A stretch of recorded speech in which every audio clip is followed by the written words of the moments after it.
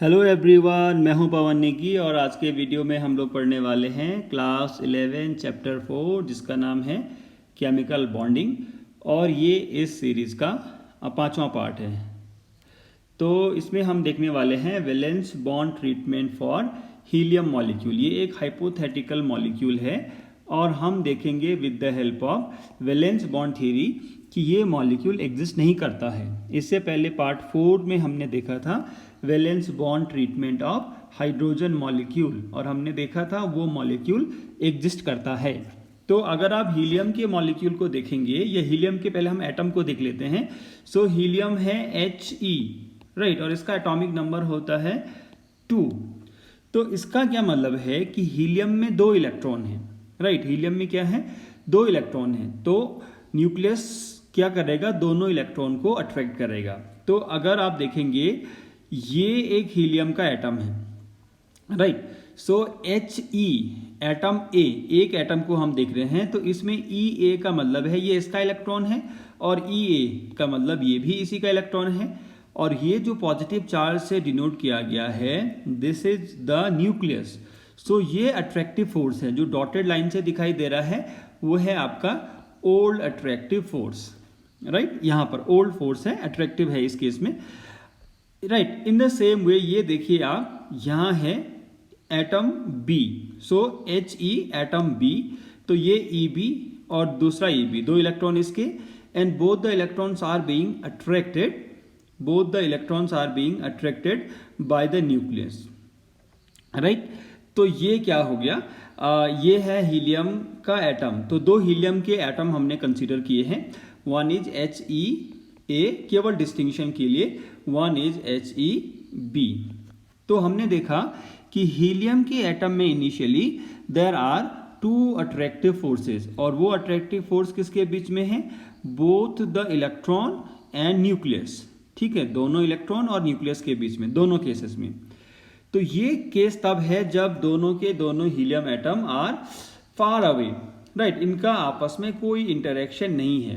But जब हम क्या करते हैं, हीलियम के एटम्स को एक दूसरे के क्लोजर लेके आते हैं, तो क्लोजर लेके आने पे होता क्या है, द न्यू इंटरेक्शन सेटअप, नए इंटरेक्शन क्या होते हैं, बनने लगते हैं। और वो नए इंटरेक्शन क्या है, देखिए, जब दोनों एटम एक दूसरे के क्लोज आ गए, एटम ए एटम बी, तो इसका जो न्यूक्लियस होगा ये इसके इलेक्ट्रॉन को भी अट्रैक्ट करेगा। तो आप देखिए जो सॉलिड लाइन से हमने दिखाया है वो है न्यू इंटरैक्टिव फोर्सेस, अट्रैक्टिव या रिपल्सिव हम देखेंगे आगे। तो देखिए ये जो ब्लू लाइन से आपको दिखाई दे रहा है स्क्रीन पर, सो ये है हीलियम का एटम न्यूक्लियस ए, और ये क्या है, दूसरे एटम का इलेक्ट्रॉन। तो इनके बीच में अट्रैक्टिव फोर्स होगा। क्यों अट्रैक्टिव फोर्स होगा, because positive and negative attract each other, right. In the same way ये न्यूक्लियस दूसरे एटम के दूसरे इलेक्ट्रॉन को भी अट्रैक्ट करेगा। तो आप देखिए number 1 attractive force, number 2 attractive force, ये हो गया। इन द सेम वे दूसरा जो एटम है उसका न्यूक्लियस, ये वाला, ये पहले एटम के इलेक्ट्रॉन को भी अट्रैक्ट करेगा।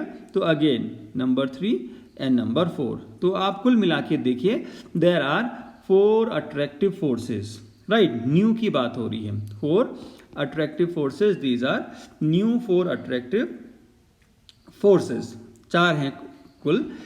अब आप देखिए क्योंकि एटम क्लोज आए हैं तो रिपल्सिव फोर्स भी एक्टिवेट होंगे।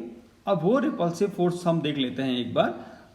रिपल्सिव फोर्सेस को देखिए, यहाँ जो ब्लैक लाइन से दिखाए हैं, तो ये क्या होगा, इसका इलेक्ट्रॉन और इसका इलेक्ट्रॉन एक दूसरे को रिपेल करेंगे, तो ये एक रिपल्सिव फोर्स। इसका इलेक्ट्रॉन एक दूसरे को रिपेल करेंगे, तो ये एक रिपल्सिव फोर्स, राइट। अब देखिए ये Ea और Eb, इनमें भी तो रिपल्सिव फोर्स होगा, ये 3 हो गया। ये Eb और ये Ea, इनमें भी एक रिपल्सिव फोर्स होगा, 4। और दोनों न्यूक्लियस भी तो आपस में रिपेल करेंगे, राइट। तो in total there are 5 repulsive forces. एक बार फिर से देख लेते हैं कौन कौन से रिपल्सिव फोर्सेज हैं। कुछ को ब्लैक लाइन से दिखाया गया है, कुछ को ब्लू लाइन से दिखाया गया है, तो कन्फ्यूजन की जरूरत नहीं है। आपको पता है कि सेम चार्जेस के बीच में रिपल्सन होता है। तो Ea और Eb same charges, repulsion, right. E A यहाँ और यहाँ का ई बी रिपल्सन, यहाँ का ई ए और यहाँ का ई बी रिपल्सन, राइट। और यहाँ का न्यूक्लियस रिपल्सन। तो अगर आप काउंट करेंगे, so in total there are 5 new repulsive forces. तो जब दोनों एटम एक दूसरे के क्लोज आ रहे हैं तो अट्रैक्टिव फोर्सेस कितने हैं? अट्रैक्टिव फोर्सेस हैं 4, राइट। अट्रैक्टिव फोर्सेस हैं 4, जबकि रिपल्सिव फोर्सेस हैं 5। तो जब रिपल्सिव फोर्सेस ज़्यादा हैं तो मॉलिक्यूल तो बनेगा ही नहीं। It means they are happy to be far away from each other, right. तो ये मॉलिक्यूल बनेगा नहीं। So new attractive forces 4 and new repulsive forces 5. So repulsive forces predominates and the potential energy of the system increases. Energy increase हो रहा है मतलब system में instability आ रही है and molecule does not exist. So according to valence bond theory हमने देखा hydrogen molecule तो एग्जिस्ट करता है, बट जो हीलियम का मॉलिक्यूल है वो एग्जिस्ट नहीं करता है, राइट। तो आई होप आप लोग को ये समझ में आया होगा वैलेंस बॉन्ड थ्योरी। इसके बाद हम नेक्स्ट टॉपिक शुरू कर रहे हैं, इसका नाम है orbital overlap concept of covalent bond. अभी तक हमने जो कोवलेंट बॉन्ड पढ़ा है उसमें हम क्या कहते हैं कि इलेक्ट्रॉन की क्या होती है? शेयरिंग होती है, राइट। इलेक्ट्रॉन की शेयरिंग होने से कोवलेंट बॉन्ड बनता है। अब जो इलेक्ट्रॉन हैं they are present in the orbitals. तो इलेक्ट्रॉन की शेयरिंग होने का मतलब है ऑर्बिटल का शेयरिंग, और ऑर्बिटल की शेयरिंग को आप मर्जिंग कह लीजिए, या इसको हम कह लेते हैं ओवरलैप। तो कुल मिला के जो कोवलेंट बॉन्ड बन रहा है वो कैसे बन रहा है? By the mixing. अब और सिंपल टर्म में मैं इसको कहूँ तो ओवरलैप का मतलब हो गया मिक्सिंग। तो जो कोवलेंट बॉन्ड बन रहा है वो बन रहा है by the mixing of orbitals. क्योंकि कोवलेंट बॉन्ड जो अभी तक हमने पढ़ा है सिंप्लीफाइड फॉर्म में वो पढ़ा है by the sharing of electron. और जो इलेक्ट्रॉन हैं, इलेक्ट्रॉन कहाँ हैं? Electrons are present in the orbitals, right. तो ऑब्वियस सी बात है इलेक्ट्रॉन की शेयरिंग का मतलब है ऑर्बिटल की शेयरिंग या मिक्सिंग। इसी को हम कहते हैं ऑर्बिटल ओवरलैप, और उसी को हम इसमें इस टॉपिक में और डिटेल में कंसीडर करने वाले हैं, राइट। तो देखते हैं इसमें क्या है। सो यहाँ है when the two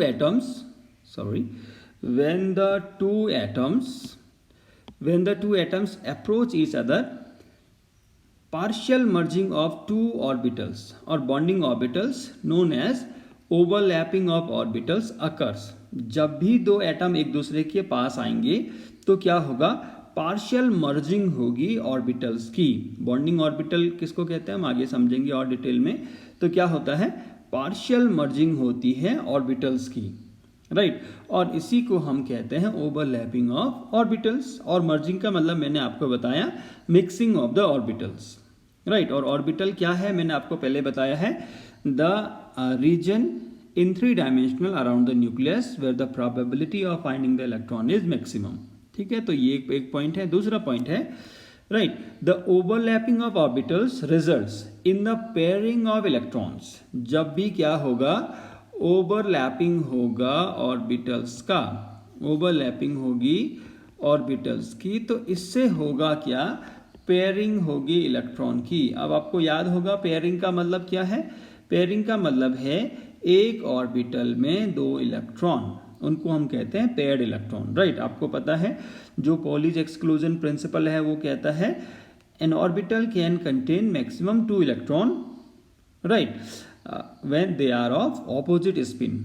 तो इसको हम कहते हैं पेयरिंग ऑफ इलेक्ट्रॉन।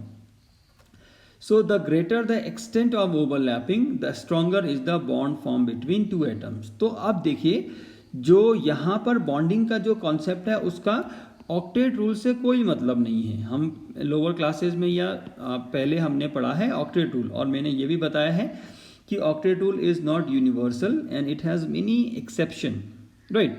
सो यहाँ पर बॉन्डिंग का कॉन्सेप्ट क्या है? पेयरिंग, मतलब to pair the unpaired electron, right.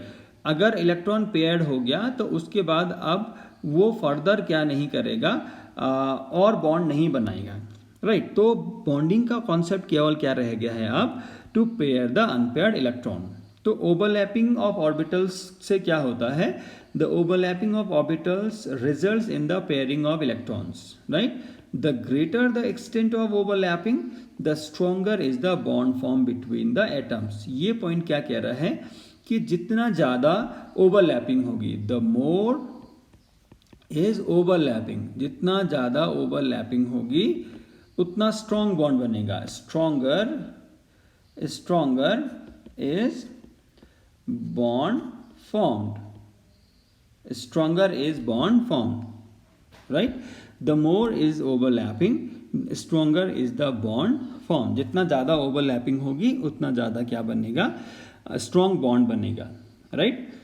इसके बाद है तीसरी बात, due to overlapping of two atomic orbitals they merge into a bigger cloud known as molecular orbitals and the molecular orbital contains both the electron। मान लीजिए दो atomic orbital हैं, तो जब दोनों एटॉमिक ऑर्बिटल आपस में मिक्स हो जाते हैं तो वो क्या बनाते हैं, एक बड़ा ऑर्बिटल बनाते हैं जिसको हम कहते हैं मॉलिक्यूलर ऑर्बिटल।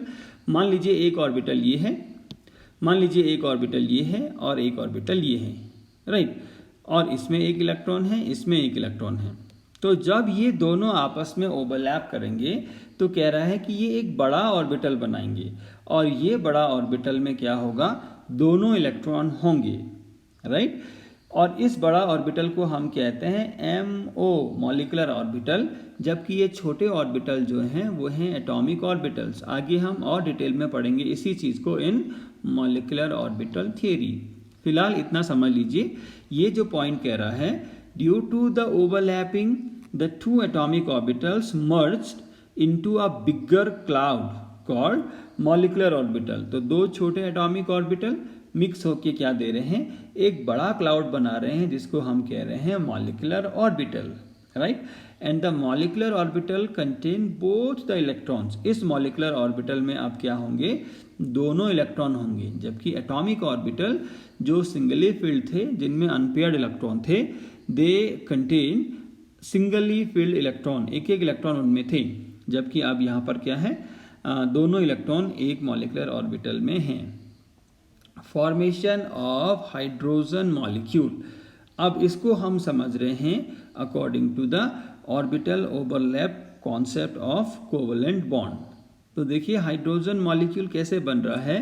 सो टू हाइड्रोजन एटम्स, हाइड्रोजन से डिनोट किए गए हैं। तो आप देखिए हाइड्रोजन का एटम स्फेरिकल होगा और जो इलेक्ट्रॉन है, एक ही इलेक्ट्रॉन होता है एक हाइड्रोजन एटम में, and that electron is present in 1s, तो इसलिए लिखा गया है 1s इलेक्ट्रॉन। तो ये दोनों क्या डिनोट कर रहे हैं, दो एटॉमिक ऑर्बिटल डिनोट कर रहे हैं हाइड्रोजन के। तो जब ये दोनों एक दूसरे के पास आएंगे तो ये दोनों एटॉमिक ऑर्बिटल मर्ज होके क्या बनाएंगे, एक बड़ा क्लाउड बनाएंगे जिसको हम कह रहे हैं मॉलिक्यूलर ऑर्बिटल। और आप देखिए this molecular orbital contains the shared pair of electron, मतलब दोनों के दोनों इलेक्ट्रॉन इसमें हैं। और अगर आप इसका स्पिन देखेंगे तो दोनों इसमें कैसे होंगे, ऑपोजिट स्पिन के होंगे। तो इसका क्या मतलब है, यहाँ पर जो दोनों इलेक्ट्रॉन हैं they are under the influence of both the nuclei, दोनों हाइड्रोजन के न्यूक्लियाई के इन्फ्लुएंस में ये इलेक्ट्रॉन पेयर है। दोनों हाइड्रोजन एटम या न्यूक्लियस के इन्फ्लुएंस में ये इलेक्ट्रॉन पेयर है, राइट। तो इस पिक्चर से आपको बहुत क्लियरली समझ में आ रहा है the orbital overlap concept of covalent bond. और अगर आपको देखना है तो देखिए एक सिंगल हाइड्रोजन एटम ऐसा दिखता है, ये दिखाई दे रहा है आपको न्यूक्लियस, और ये जो आपको शेडेड पोर्शन दिखाई दे रहा है this is the orbital, and in this orbital there is what, the electron. ऐसे ही दूसरा भी होगा। तो जब ये दोनों हाइड्रोजन एटम एक दूसरे के क्लोज आते हैं तो ये दोनों न्यूक्लियस देखिए एक दूसरे के पास आ गए हैं। अब आप देखिए there is what, merging of this cloud, ये जो शेडेड रीजन है ये मर्ज हो गया है, आपस में मिक्स हो गया है, और इसी मिक्सिंग को हम कह रहे हैं ओवरलैप, राइट। और इसमें आप क्या होंगे, दोनों इलेक्ट्रॉन प्रेजेंट होंगे, राइट, इसमें अब क्या है, दोनों इलेक्ट्रॉन प्रेजेंट हैं। सो this is what the orbital overlap concept of a covalent bond. तो आई होप आपको समझ में आया होगा what is the orbital overlap concept of a covalent bond, right. इसके बाद देखते हैं हम types of overlapping and nature of covalent bond. तो हमने समझा व्हाट इज ओवरलैपिंग। अब ओवरलैपिंग भी अलग अलग टाइप की होती है और उससे जो बॉन्ड बनता है वो भी अलग अलग टाइप का होता है। तो पहले टाइप का बॉन्ड है सिग्मा बॉन्ड, राइट। तो सिग्मा बॉन्ड कैसे बनता है, देखिए, this type of bond is formed by the end to end head on overlapping, जिसको हम एक्सियल ओवरलैपिंग भी कहते हैं, of bonding orbital along the internuclear axis. तो कुछ कॉम्प्लेक्स सा डेफिनेशन आपको लग रहा है, ऐसा कुछ भी नहीं है। देखिए, this type of bond is formed by the end to end head on overlapping. End to end head on overlapping का मतलब है आमने सामने, राइट। जो दोनों ऑर्बिटल हैं वो एक दूसरे के क्या आ रहे हैं, आमने सामने आ रहे हैं। इसको हम कहते हैं end to end head on overlapping, एक दूसरे के आमने सामने। जैसे आपको पता है पी ऑर्बिटल कैसे होते हैं, डम्बल शेप के होते हैं। तो जब ये पी ऑर्बिटल इस डायरेक्शन में आगे बढ़ेंगे तो इसको हम कह रहे हैं आमने सामने की डायरेक्शन, या end to end head on overlapping, जिसको हम कहते हैं axial overlapping, right. So this type of bond is formed by the end-to-end head-on overlapping और axial overlapping of bonding orbitals। अब देखिए along the internuclear axis। तो along the internuclear axis का क्या मतलब है? along the internuclear axis का मतलब है जिस एक्सिस के along ये एटम आपस में बढ़ रहे हैं, जनरली उसको z एक्सिस लिया जाता है। एक पर्टिकुलर एक्सिस के अलोंग या डायरेक्शन के अलोंग ये ऑर्बिटल आगे बढ़ रहे हैं या मर्ज कर रहे हैं, सो उसी को हम कह रहे हैं इंटर न्यूक्लियर एक्सिस।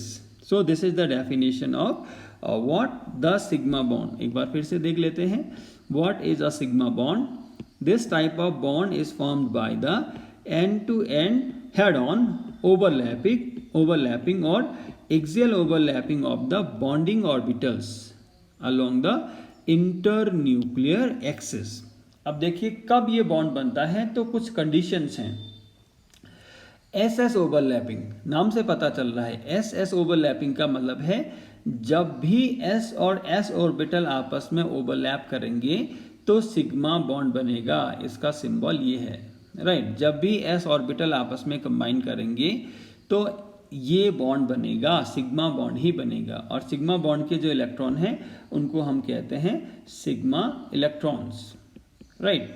तो यहाँ देखिए this is an S orbital, this is an S orbital. तो ये दोनों जब आपस में कंबाइन कर रहे हैं तो ये हो रही है मर्जिंग। किसकी मर्जिंग हो रही है दोस्तों? ऑर्बिटल की मर्जिंग हो रही है, ओवरलैपिंग हो रही है और बन रहा है एक नया मॉलिक्यूलर ऑर्बिटल। तो नया मॉलिक्यूलर ऑर्बिटल दोनों इलेक्ट्रॉन को होल्ड कर रहा है और ऑब्वियस सी बात है दोनों न्यूक्लियाई को भी होल्ड करेगा। तो उनके बीच में ये जो बॉन्ड बना है इसको हम कहेंगे सिग्मा बॉन्ड, और सिग्मा बॉन्ड के ये जो इलेक्ट्रॉन हैं इनको हम कहेंगे सिग्मा इलेक्ट्रॉन। तो जब भी क्या होगा, एस ओवरलैपिंग होगा, हमेशा क्या बनेगा, सिग्मा बॉन्ड बनेगा। अब देखिए यहाँ पर क्या हो रहा है, हेड ऑन, आमने सामने आए हैं। वैसे भी जो एस ऑर्बिटल है that is spherical in shape, इसके पास और कोई चॉइस है ही नहीं, राइट। इसके पास और कोई चॉइस है ही नहीं, इसलिए हमने कहा जब भी एस ओवरलैपिंग होगी हमेशा क्या बनेगा, हमेशा क्या बनेगा, सिग्मा बॉन्ड बनेगा। पाई बॉन्ड कब बनता है हम लोग आगे देखेंगे। एक और कंडीशन में सिग्मा बॉन्ड बन रहा है sp ओवरलैपिंग। अब देखिए नाम से पता चल रहा है एक s और एक p ऑर्बिटल जब आपस में मर्ज करते हैं, राइट। तो ये है s ऑर्बिटल और p ऑर्बिटल आपको पता है it is dumbbelled shape. So px मान लीजिए हम ले लेते हैं। तो s और p आपस में मर्ज जब हो रहे हैं तो क्या बनेगा, सिग्मा बॉन्ड बनेगा, राइट। ये है मर्जिंग रीजन। अब आप देखिए आपस जब ये मर्ज हो जा रहे हैं तो आपको देखिए ये जो मर्ज्ड वाला पोर्शन है ये बड़ा हो जाएगा साइज में, और ये जो नहीं मर्ज हुआ है, जिसने पार्टिसिपेट नहीं किया है, वो छोटा हो गया साइज में। तो ये वो बिगर क्लाउड है जिसमें क्या होंगे, दोनों इलेक्ट्रॉन होंगे, और ये वाला पोर्शन क्या है, जिसने बॉन्ड फॉर्मेशन में या ओवरलैपिंग में पार्टिसिपेट नहीं किया है, इसलिए हमने उसको छोटा उस शेप में दिखाया है, छोटा साइज में दिखाया है, राइट। सो sp ओवरलैपिंग में भी क्या बनता है, सिग्मा बॉन्ड बनता है, राइट। इसके बाद pp ओवरलैपिंग में भी सिग्मा बॉन्ड बनता है। pp ओवरलैपिंग में आप आगे देखेंगे पाई बॉन्ड भी बनता है। तो pp ओवरलैपिंग में मतलब आप देखिए head on, end to end overlapping हो रही है, एक दूसरे के आमने सामने ये आ रहे हैं, this is px, this is px, और ये इंटर न्यूक्लियर एक्सिस के अलोंग कंबाइन कर रहे हैं, मतलब px और px एक ही डायरेक्शन में आ रहा है, राइट। तो यहाँ क्या है, ये दोनों आपस में कंबाइन करेंगे, ये इनका ओवरलैपिंग रीजन हो जाएगा। तो जो ओवरलैपिंग रीजन है उसका साइज बढ़ जाएगा, वो बिगर मॉलिक्यूलर क्लाउड बनाएगा, और जो ओवरलैपिंग जो नहीं कर रहे थे उनका साइज क्या होगा, छोटा होगा। सो this is what a sigma bond. तो pp ओवरलैपिंग से क्या बनेगा, एक सिग्मा बॉन्ड बनेगा। pp ओवरलैपिंग से क्या बनेगा, एक सिग्मा बॉन्ड बनेगा, राइट। pp ओवरलैपिंग से क्या बनेगा, एक सिग्मा बॉन्ड बनेगा। जब ये क्या हो रहा है, इनमें एक्सियल ओवरलैपिंग हो रही है, end to end head on overlapping हो रही है। एक बात हमेशा याद रखिए, हमेशा pp ओवरलैपिंग में सिग्मा बॉन्ड नहीं बनता है, कभी सिग्मा बॉन्ड बनता है, कभी पाई बॉन्ड बनता है। तो हमने देखा the formation of sigma bond in pp overlapping कब कब बनता है आपका पाई बॉन्ड, वो हम आगे समझेंगे। तो इतना हमने देखा सिग्मा बॉन्ड का फॉर्मेशन। तो आप देखिए ss ओवरलैपिंग में सिग्मा बॉन्ड बनता है, sp ओवरलैपिंग में सिग्मा बॉन्ड बनता है, और pp ओवरलैपिंग में भी सिग्मा बॉन्ड बनता है अगर एक्सियल ओवरलैपिंग हो रही है तो। इसके बाद देखिए पाई बॉन्ड क्या है, पहले पाई बॉन्ड का डेफिनेशन हम समझ लेते हैं। This bond is formed by the side wise और lateral overlapping, right, of the half filled atomic orbitals of the bonding atom. जो बॉन्डिंग एटम है, मतलब जो बॉन्ड फॉर्मेशन में पार्टिसिपेट कर रहे हैं, उनके जो हाफ फिल्ड एटॉमिक ऑर्बिटल्स हैं, हाफ फिल्ड एटॉमिक ऑर्बिटल्स का मतलब orbital containing only one electron, उनमें जब लेटरल और साइड वाइज ओवरलैपिंग होती है तब बॉय बॉन्ड बनता है। So this type of bond is formed by the side wise और lateral overlapping of the half filled atomic orbital of the bonding atoms. इसका क्या मतलब है, आप पहले तो आप समझिए, हमने देखा था हेड ऑन ओवरलैपिंग का मतलब आमने सामने, और लेटरल ओवरलैपिंग का मतलब है आमने सामने नहीं, साइड बाय साइड। अब इनमें ओवरलैपिंग ऐसे होगी, ये वाला रीजन मिक्स होगा, right. So this is what side wise, और हेड ऑन या आमने सामने हमने कहा था ये वाला रीजन में मिक्सिंग होगी, right. So this is how the pi bond forms. तो देखिए p ऑर्बिटल 2 हैं, राइट, इनमें जब साइड वाइज ओवरलैपिंग होगी तो साइड का रीजन इनमें मिक्स हो रहा है, साइड का जो पोर्शन है ऑर्बिटल का वो मिक्स हो रहा है। अब देखिए साइड का जो पोर्शन मिक्स हो रहा है, तो ये पोर्शन मिक्स होके एक बिगर क्लाउड बनाएगा यहाँ, क्योंकि ये p जो ऑर्बिटल है उसके दो लोब हैं, राइट, एक लोब ये हो गया, एक लोब ये हो गया, दो पार्ट हैं इसके। तो यहाँ पर आप देखिए जो साइड वाइज ओवरलैपिंग होने के कारण ऊपर का जो पोर्शन है उसने एक बड़ा मॉलिक्यूलर क्लाउड बनाया, और नीचे का जो पोर्शन है उसने भी मर्ज होके एक बड़ा क्लाउड बनाया। तो हम ये समझेंगे या हम ये कंक्लूड करते हैं कि जो पाई बॉन्ड बनता है उसमें दो क्या होते हैं, दो पार्ट होते हैं, one above the internuclear axis and one below the internuclear axis. जैसे p ऑर्बिटल में भी दो लोब हो रहे हैं, वैसे ही जो पाई बॉन्ड बन रहा है उसमें दो पार्ट हैं, दो जो मॉलिक्यूलर ऑर्बिटल है उसके दो पार्ट हैं, एक है अबव द इंटरन्यूक्लियर एक्सिस और एक है below the internuclear axis, right. So this is what the pi bond, right, कैसे बन रहा है, by the side wise overlapping. और अगर आप इसको केवल स्केच से समझना चाह रहे हैं तो आप ऐसा भी समझा सकते हैं, this is p orbital, this is p orbital, यहाँ हो रही है साइड वाइज ओवरलैपिंग, ऐसा हम दिखा सकते हैं, ये भी पाई बॉन्ड है, या आप ऐसे इसको डॉटेड से भी इसका मिक्सिंग को समझा सकते हैं। तो ऐसा भी आप पाई बॉन्ड बना सकते हैं, ऐसा भी बना सकते हैं, ऐसा भी बना सकते हैं समझाने के लिए। तो आपको ध्यान रखना है बनेगा कैसे? बाय द साइड वाइज और side way overlapping of atomic orbitals. तो ये है पाई बॉन्ड, राइट। तो पाई बॉन्ड कैसे बनेगा? पाई बॉन्ड जो अभी तक हमने पढ़ा है, पाई बॉन्ड बन रहा है पी ओवरलैपिंग से, पी ओवरलैपिंग से बन रहा है।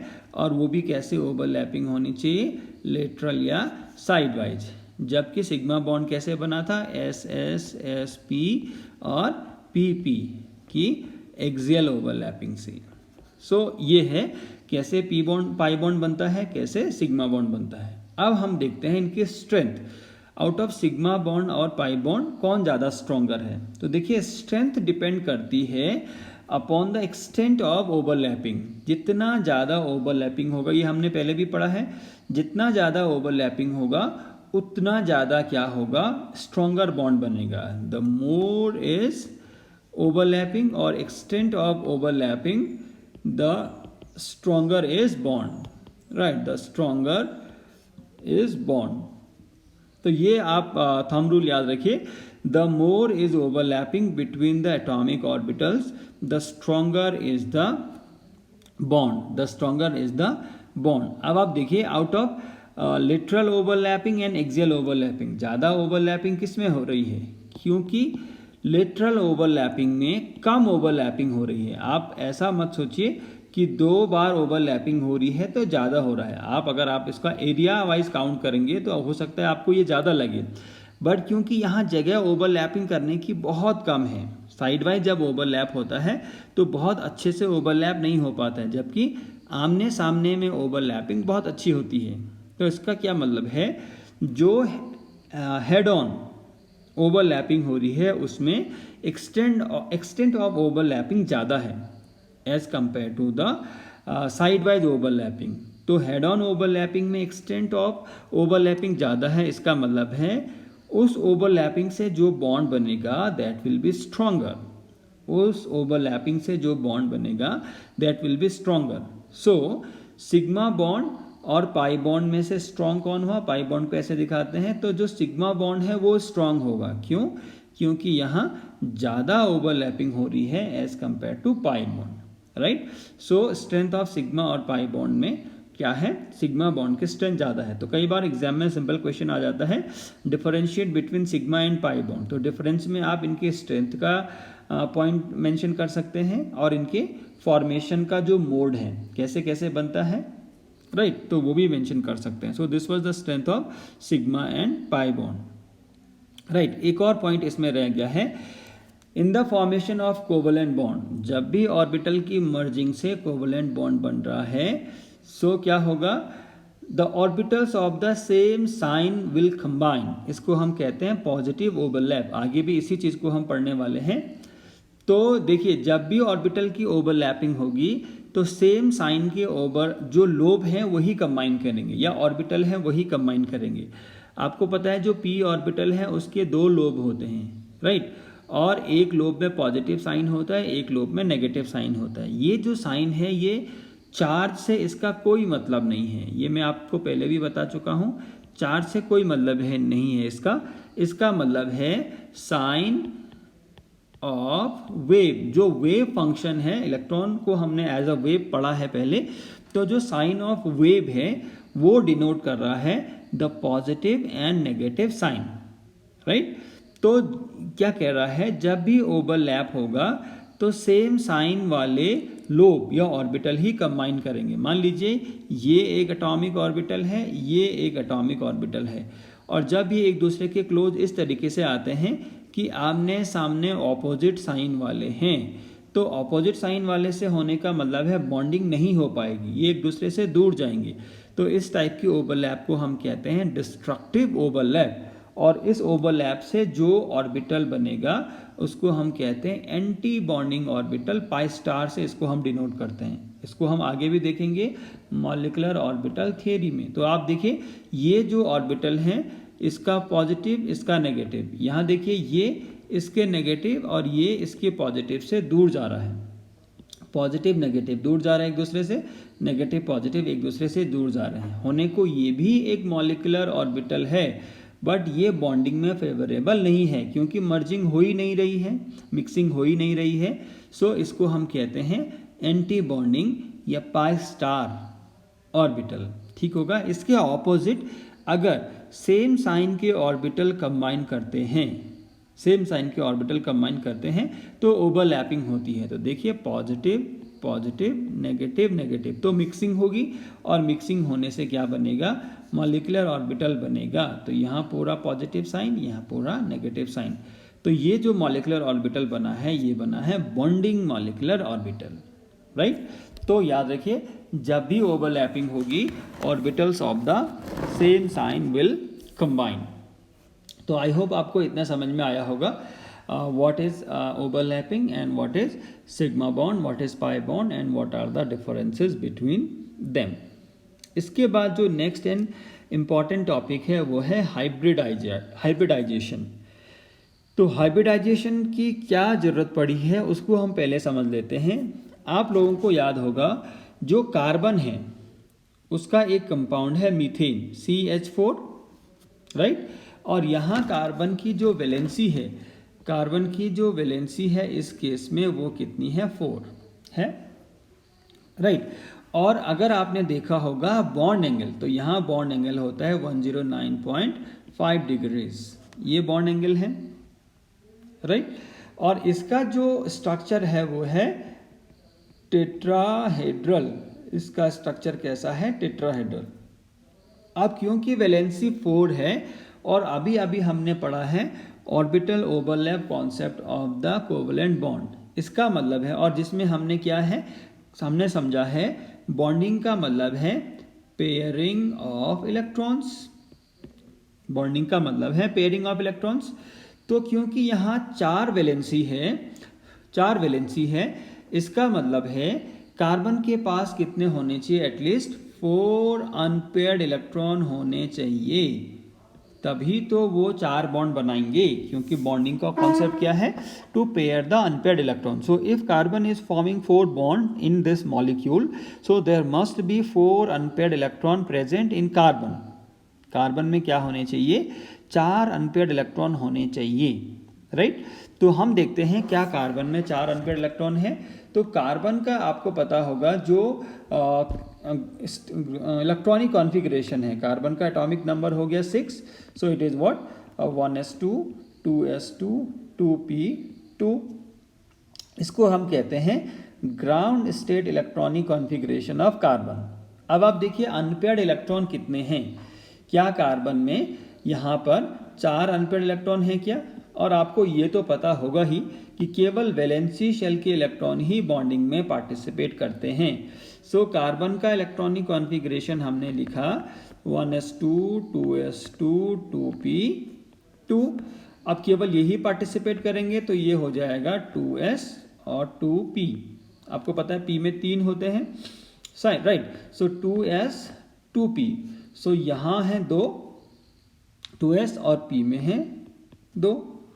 तो आप देखिए यहाँ तो केवल 2 ही अनपेयर्ड इलेक्ट्रॉन हैं, p में क्या है दोस्तों, केवल 2 ही अनपेयर्ड इलेक्ट्रॉन हैं। तो ये 2 अनपेयर्ड इलेक्ट्रॉन से आप CH4 का फॉर्मेशन नहीं समझा सकते हैं। CH4 के फॉर्मेशन के लिए क्या होना चाहिए, 4 अनपेयर्ड इलेक्ट्रॉन होना चाहिए, राइट। तो इसको हम कैसे समझाते हैं, by the concept of hybridization. ये एक थियोरेटिकल कॉन्सेप्ट है जो समझाता है the geometry of the molecule. Geometry of the molecule हम पहले भी समझ चुके हैं, बट उसको और डिटेल में समझाता है हाइब्रिडाइजेशन का कॉन्सेप्ट, राइट। तो आप समझिए हाइब्रिडाइजेशन की ज़रूरत क्यों पड़ी, क्योंकि कई सारे एटम में, एक मैंने एग्जांपल लिया कार्बन में, अगर आप कार्बन का ग्राउंड स्टेट इलेक्ट्रॉनिक कॉन्फ़िगरेशन देखोगे तो आप नहीं समझा सकते हो द फॉर्मेशन ऑफ मीथेन, क्योंकि वहाँ 4 अनपेयर्ड इलेक्ट्रॉन होने चाहिए जो कि नहीं हैं। यहाँ पे 2 तो पेयर्ड ही हैं, राइट। इसलिए आया है कॉन्सेप्ट ऑफ हाइब्रिडाइजेशन। तो उसको हम लोग समझते हैं क्या है। देखिए हाइब्रिडाइजेशन का डेफिनेशन देखिए, the process of intermixing of orbitals of slightly different energies. मतलब हाइब्रिडाइजेशन में क्या हो रहे हैं, ऑर्बिटल आपस में मिक्स हो रहे हैं। और कैसे ऑर्बिटल मिक्स हो रहे हैं, जिनकी एनर्जी में बहुत कम डिफरेंस है, right. So the process of intermixing of the orbitals of slightly different energies so as to redistribute their energies, उससे क्या होगा, एनर्जी रीडिस्ट्रीब्यूट होगी, resulting in the formation of new set of orbitals, resulting in the formation of new set of orbitals of equivalent energy and shape, resulting in the formation of new set of orbitals of equivalent energy and shape, right।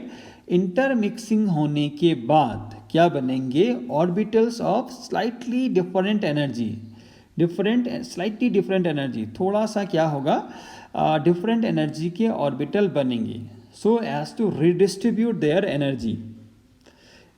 Intermixing होने के बाद इनकी energy क्या होगी, redistribute होगी, और क्या बनेगा, resulting in the formation of new set of orbitals of equivalent energy and shape. मतलब जो हाइब्रिडाइजेशन का प्रोसेस है उसमें क्या हो रहा है, इंटरमिक्सिंग हो रही है ऑर्बिटल्स की। कैसे ऑर्बिटल की इंटरमिक्सिंग हो रही है, जिनकी एनर्जी में बहुत कम डिफरेंस है। और इंटरमिक्सिंग होने के बाद क्या हो रहा है, इंटरमिक्सिंग होने के बाद रिडिस्ट्रीब्यूशन हो रहा है एनर्जी का, और रिडिस्ट्रीब्यूशन होने से क्या हो रहा है, नए सेट ऑफ ऑर्बिटल्स बन रहे हैं। कैसे सेट ऑफ ऑर्बिटल्स बन रहे हैं, जिनकी एनर्जी एक जैसी है और जिनका शेप एक जैसा है। So this is what the hybridization. एक बार हम फिर से समझ लेते हैं हाइब्रिडाइजेशन को। हाइब्रिडाइजेशन क्या है, process of intermixing of orbitals, मतलब ऑर्बिटल्स आपस में मिक्स होते हैं। अब सवाल यह है कैसे ऑर्बिटल आपस में मिक्स होते हैं, जिनकी एनर्जी क्या है, आपस में लगभग एक जैसी है, और they have slight difference in their energy. एक बात। दूसरी बात, ऐसा करने से क्या होगा, ऐसा करने से रीडिस्ट्रीब्यूशन ऑफ एनर्जी होगा, और रीडिस्ट्रीब्यूशन ऑफ एनर्जी होने के बाद क्या होगा, नए सेट ऑफ ऑर्बिटल्स बनेंगे, जिनकी एनर्जी और शेप क्या होता है, एक जैसा होता है। और जो नए सेट ऑफ ऑर्बिटल्स बनते हैं उनको हम कहते हैं हाइब्रिड ऑर्बिटल, और ये जो पूरा प्रोसेस है इसको हम कहते हैं हाइब्रिडाइजेशन। और डिटेल में हमको समझ में आएगा आगे। तो फिलहाल हम देख लेते हैं कैरेक्टरिस्टिक्स ऑफ हाइब्रिडाइजेशन, क्या क्या प्रॉपर्टीज़ हैं हाइब्रिडाइजेशन की। तो पहला प्रॉपर्टी है, the number of hybridize orbitals formed is equal to the number of orbitals that get hybridized. मतलब हाइब्रिडाइजेशन के बाद कितने ऑर्बिटल बनेंगे, जितनों ने हाइब्रिडाइजेशन में पार्टिसिपेट किया। मान लीजिए 2 ऑर्बिटल ने पार्टिसिपेट किया तो फिर 2 ही ऑर्बिटल नहीं बनेंगे, 4 ऑर्बिटल ने पार्टिसिपेट किया तो 4 ही बनेंगे।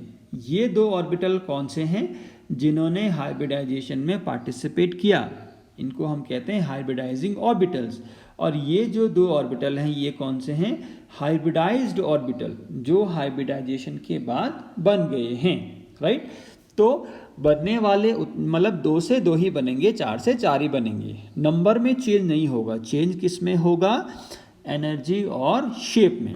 दूसरी बात, the hybrid orbitals are always equivalent in energy and shape. वही मैं आपको कह रहा हूँ इतने देर से कि जो हाइब्रिडाइजेशन के बाद जो ऑर्बिटल बनेंगे उनकी एनर्जी और शेप कैसा होगा, इक्विवेलेंट होगा, राइट। तीसरा, the hybrid orbitals are more effective in forming stable bonds than the pure atomic orbital। Hybridization के बाद जो ऑर्बिटल बनेंगे उनको हम कह रहे हैं हाइब्रिड ऑर्बिटल्स। हाइब्रिडाइजेशन के बाद जो ऑर्बिटल बनेंगे उनको हम कहते हैं हाइब्रिड ऑर्बिटल्स। और ये जो हाइब्रिड ऑर्बिटल्स हैं they are more effective in forming the stable bond. मतलब हाइब्रिड ऑर्बिटल से बनने वाला जो बॉन्ड है वो ज़्यादा स्टेबल होगा as compare to the bond formed by pure atomic orbital. और प्योर एटॉमिक ऑर्बिटल का मतलब क्या हुआ, जिसने हाइब्रिडाइजेशन में पार्टिसिपेट नहीं किया है, right. 4, the hybrid orbitals are directed in space in preferred direction to have stable arrangement. मतलब जो हाइब्रिड ऑर्बिटल होंगे वो स्पेस में कुछ खास डायरेक्शन में क्या करेंगे, ओरिएंट करेंगे अपने आप को टू हैव स्टेबल अरेंजमेंट। और ये हम पहले भी पढ़ चुके हैं जब हमने डिस्कस किया था शेप ऑफ मॉलिक्यूल या geometry of molecule, right. VSEPR theory के बेसिस पे भी हमने पढ़ा है।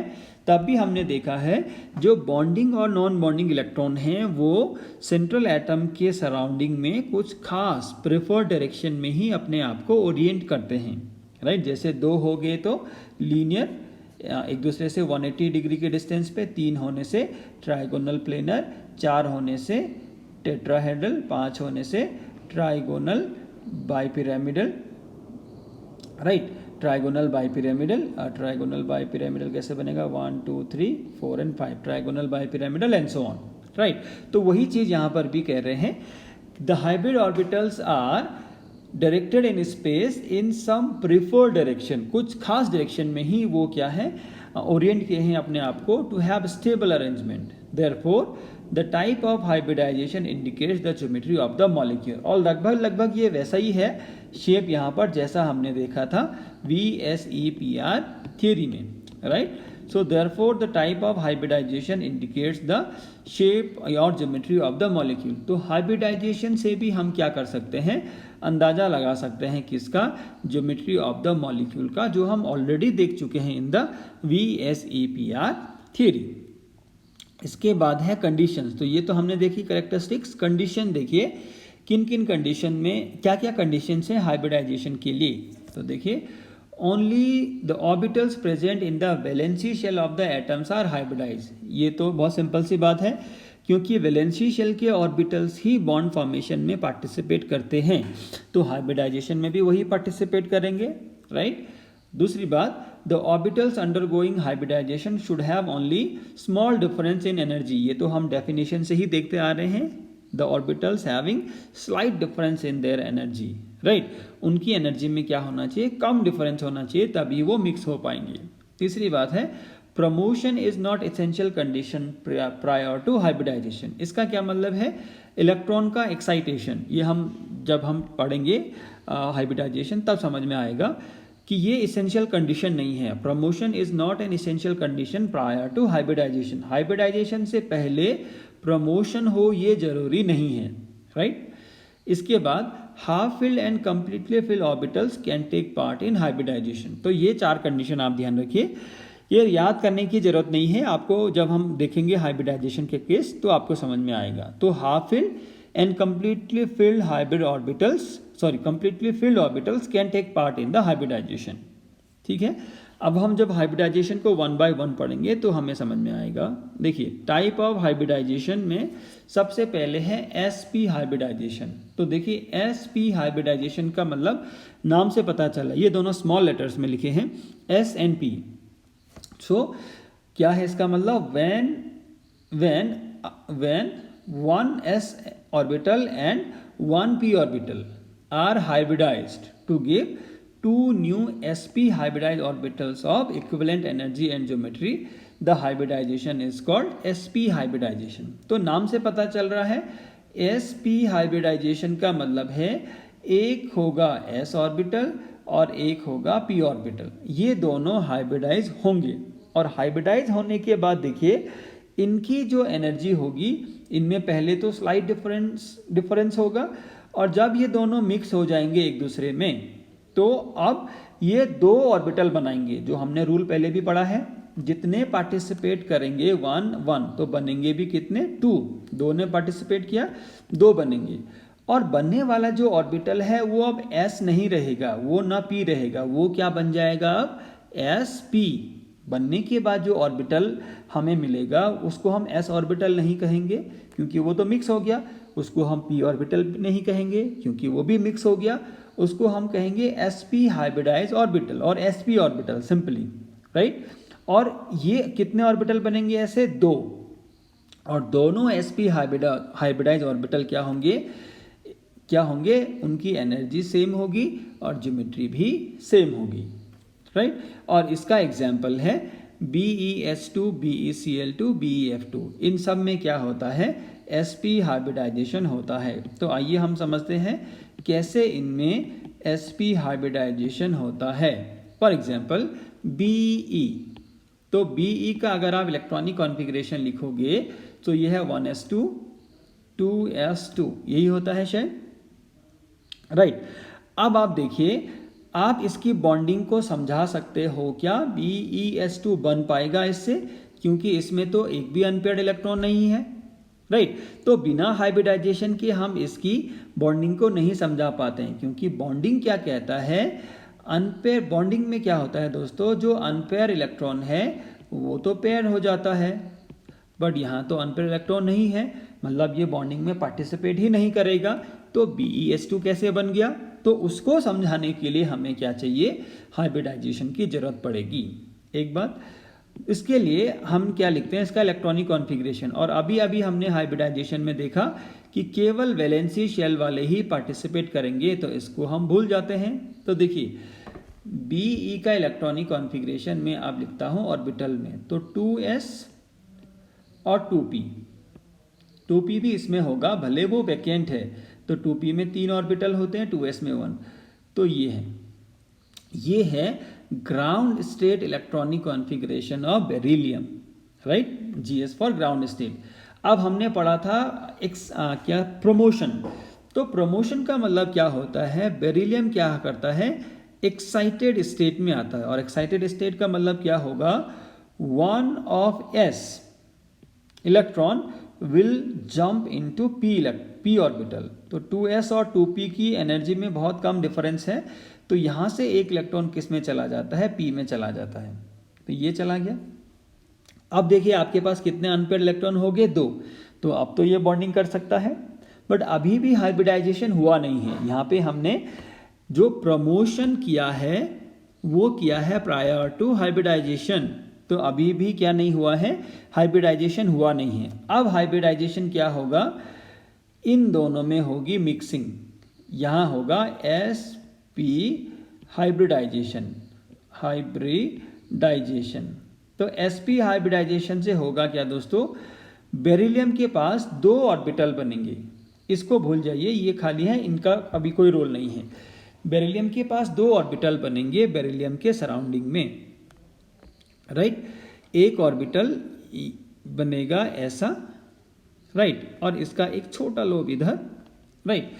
फिर दूसरा ऑर्बिटल आप चाहो तो ये ऐसा, एक्सक्यूज मी, राइट, और इसका एक दूसरा लोब बनेगा इधर की तरफ, राइट। तो जनरली हम क्या करते हैं, ये छोटे वाले लोब को नहीं दिखाते हैं।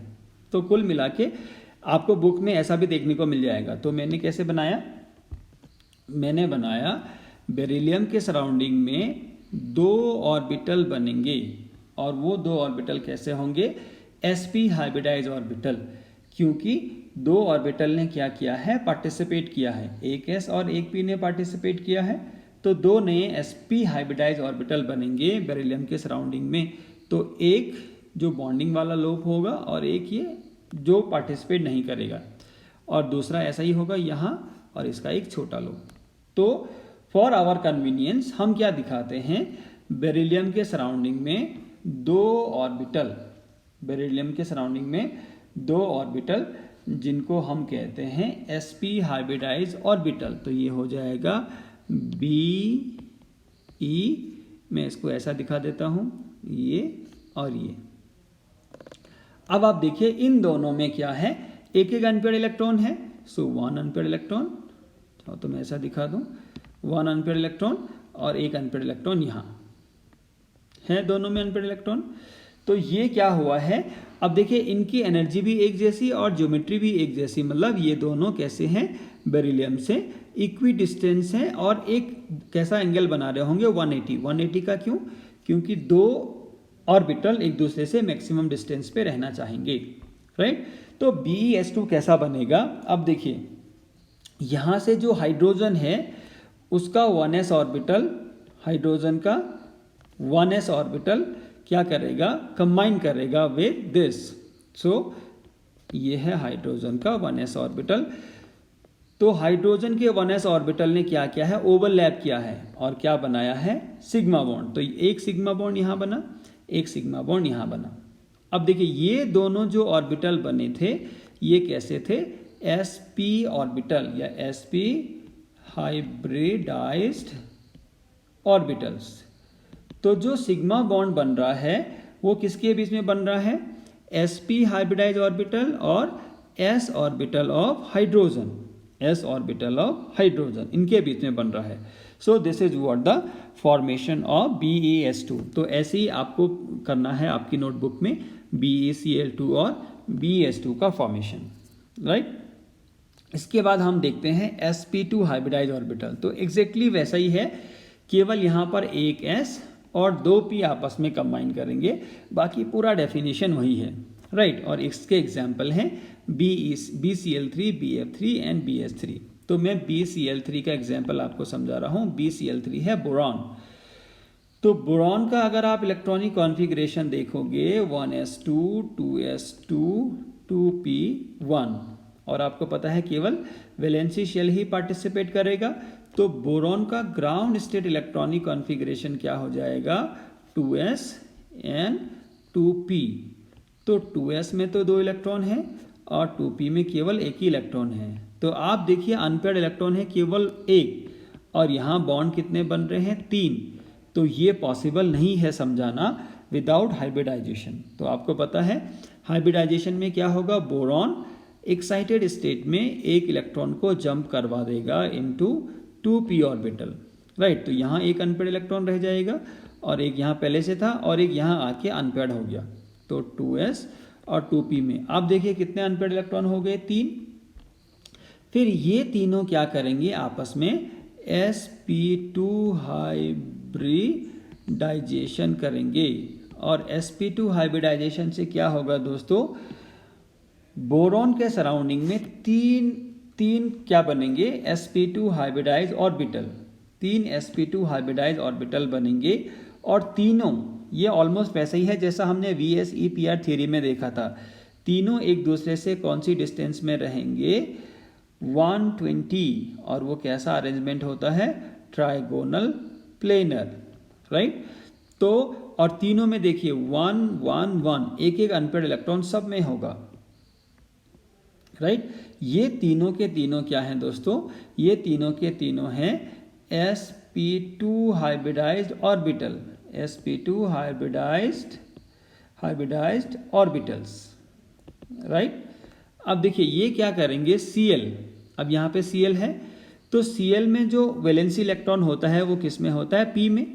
तो ये Cl के साथ कंबाइन करेंगे कैसे हेड ऑन, राइट। इससे पहले हमने s में देखा था, अब ये Cl के साथ कैसे कंबाइन करेंगे हेड ऑन, और उनका एक इलेक्ट्रॉन यहाँ क्या हो जाएगा पेयर हो जाएगा। तो अगेन ये कैसा बॉन्ड बना है सिग्मा बॉन्ड, यहाँ सिग्मा बॉन्ड, यहाँ सिग्मा बॉन्ड, यहाँ सिग्मा बॉन्ड।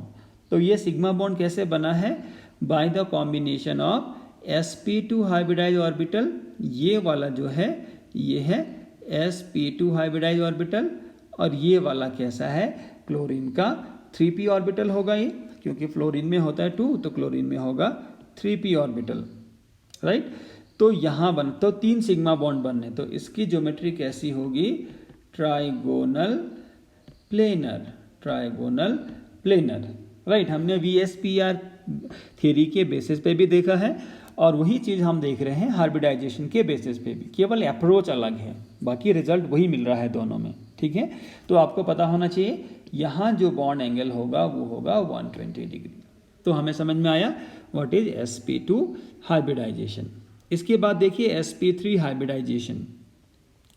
तो sp3 हाइब्रिडाइजेशन में एक s होगा और 3 p होंगे, राइट। एक s होगा और 3 p होंगे, तो टोटल 4 ऑर्बिटल बनेंगे। इसके इतने सारे एग्जाम्पल हैं, राइट। तो इतने सारे एग्जाम्पल हम देखते हैं। sp3 हाइब्रिडाइज ऑर्बिटल पहले मैं आपको समझाता हूँ कार्बन का, राइट। तो कार्बन में आपको पता है 1s2 2s2 2p2, राइट। केवल वैलेंसी शेल ही पार्टिसिपेट करेगा। तो कार्बन का जो ग्राउंड स्टेट इलेक्ट्रॉनिक कॉन्फ़िगरेशन होगा वो होगा 2s and 2p, 2s and 2p, 2s में 2 इलेक्ट्रॉन और 2p में 2 इलेक्ट्रॉन। तो आप देखिए केवल 2 ही अनपेयर्ड इलेक्ट्रॉन हैं, 2 अनपेयर्ड इलेक्ट्रॉन हैं। तो 2 अनपेयर्ड इलेक्ट्रॉन होने से CH4 तो बनेगा नहीं, तो कार्बन इन एक्साइटेड स्टेट एक इलेक्ट्रॉन को यहाँ भेज देगा, तो ये क्या बनेगा 2s और 2p। तो इनमें क्या होंगे एक एक अनपेयर्ड इलेक्ट्रॉन होंगे। तो अभी आप देखिए 4 अनपेयर्ड इलेक्ट्रॉन हो गए। अब देखिए मिक्सिंग होना ज़रूरी है, मिक्सिंग होना ज़रूरी है। क्यों मिक्सिंग होना ज़रूरी है? मतलब अब आप देखिए हाइब्रिडाइजेशन अभी हुआ नहीं है। अगर हाइब्रिडाइजेशन नहीं होता है और 4 अनपेयर्ड इलेक्ट्रॉन हमें मिल गए हैं, यहाँ अनपेयर्ड इलेक्ट्रॉन कितने मिल गए हैं दोस्तों? 4 अनपेयर्ड इलेक्ट्रॉन आपको मिल गए हैं, तो क्या आप इसका बॉन्ड एंगल को समझा पाओगे? क्योंकि आपको पता है CH4 में 109.5 डिग्री का बॉन्ड एंगल होता है। केवल 4 अनपेयर्ड इलेक्ट्रॉन ही सफिशिएंट नहीं होंगे यहाँ पर। अगर बिना मिक्सिंग के ही बॉन्ड बन जाएगा तो PX, PY और PZ में कितना का एंगल होगा आप बता सकते हैं? 90 का एंगल होता है कोऑर्डिनेट एक्सिस के बीच में। और S ऑर्बिटल क्योंकि क्या है? स्फेरिकल है, तो कोई बॉन्ड एंगल का जरूरत वहाँ पे है नहीं। तो अगर हाइब्रिडाइजेशन नहीं होता तो CH4 में जो बॉन्ड, 3 जो बॉन्ड होते, 3 बॉन्ड एंगल कितने होने चाहिए थे? 3 बॉन्ड एंगल कितने होने चाहिए थे? 90 के। और जो 1 बॉन्ड एंगल है, एक जो बॉन्ड एंगल होता, सॉरी ये मैं क्या लिख रहा हूँ, बॉन्ड एंगल, तो ये किसी भी वैल्यू का हो सकता है, एनी वैल्यू। आई होप आपको ये समझ में आ रहा होगा।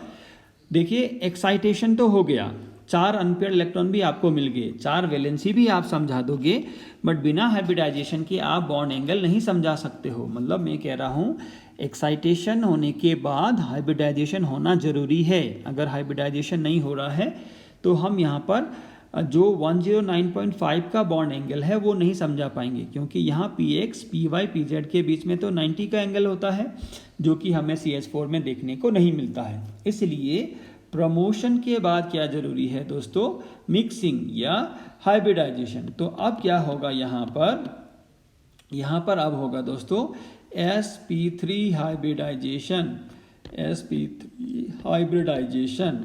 और आपको पता है sp3 हाइब्रिडाइजेशन में क्या होगा?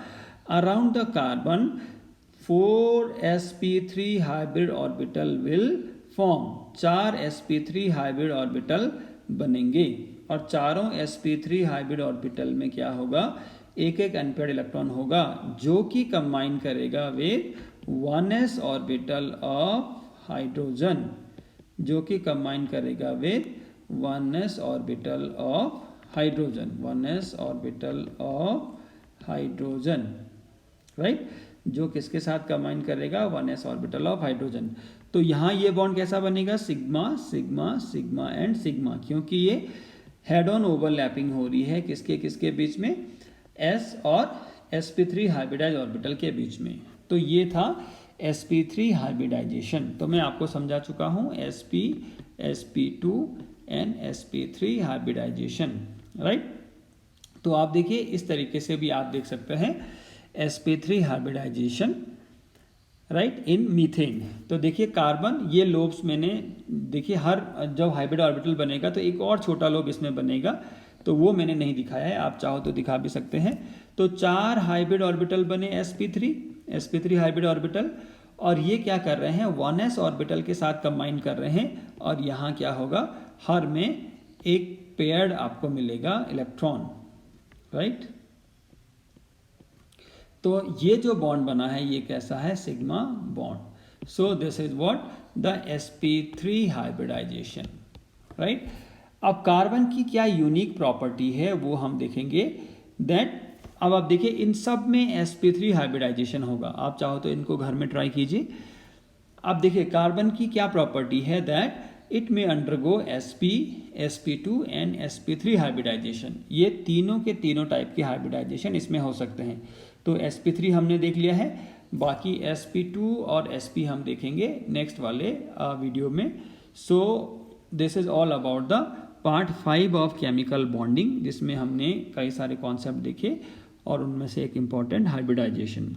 तो आगे जो बच गया है इस सीरीज़ में वो हम आने वाले चैप्टर्स, आने वाले सीरीज़ में देखेंगे, आने वाले वीडियोज़ में देखेंगे। This was part 5। So thank you very much for watching. Thank you.